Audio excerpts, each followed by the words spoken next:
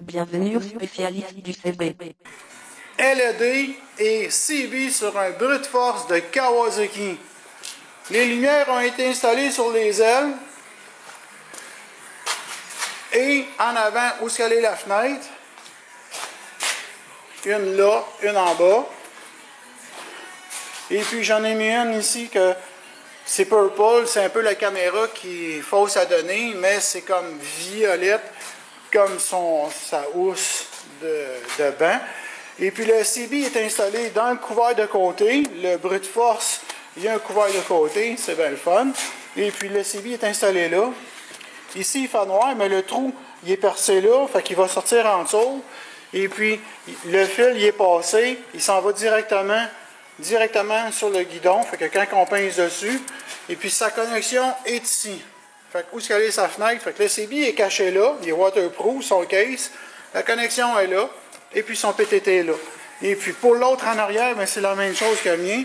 Ça veut dire qu'il est installé, on voit pas le bout là, mais il est installé en dessous, et puis le bouton pour pincer dessus, il est à l'intérieur, il est protégé.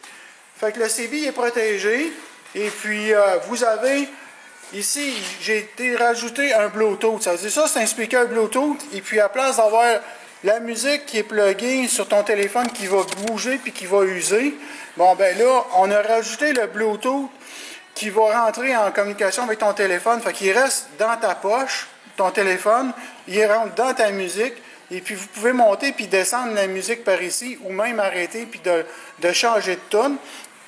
Et puis le CB est branché sur le speaker, il n'est pas branché sur le téléphone. Donc votre téléphone reste dans votre manteau. Ça, c'est super. Le speaker Bluetooth qui est rajouté par rapport au CB. Quand vous vous branchez, vous avez votre musique dans votre headset avec votre casque, avec le fil. Mais le téléphone, il est Bluetooth avec le speaker. Puis en même temps, ça vous fait une musique d'appoint qui est quand même pas si pire là, quand vous roulez avec le bicycle. Et puis, un peu comme le Polaris, il a été rajouté, lui, directement dans son case en plastique qui a été rajouté à faire un trou et puis de rajouter le spot. Je vais l'éteindre parce que c'est bien trop fort. Attends un peu. On va mettre ça off. Ici, vous voyez, le spot du LED, il a été rajouté directement dans sa vitre. Fait qu'on fait un trou, puis on a tout stylé ça tout le tour, ça paraît même pas. Donc, il y a une lumière de centre, et puis les autres lumières, même si eux autres sont jaunes, on s'en sac, parce que ça ici, ça dégage 3000 lumens. Fait que c'est tellement fort que ça dégage bien, bien fort. C'est un peu semblable comme celui de Canadian Tire qu'ils vont vendre, avec la grosse dalle dans le milieu. Donc, lui aussi, il en a des grosses dalles, sauf qu'à la place qu'il y en ait 4, ça veut dire 2 spots, c'est déjà ça. Les 2 spots de Canadian Tire. Fait qu'il reste tout le reste. Fait que ça allait l'air bien en masse.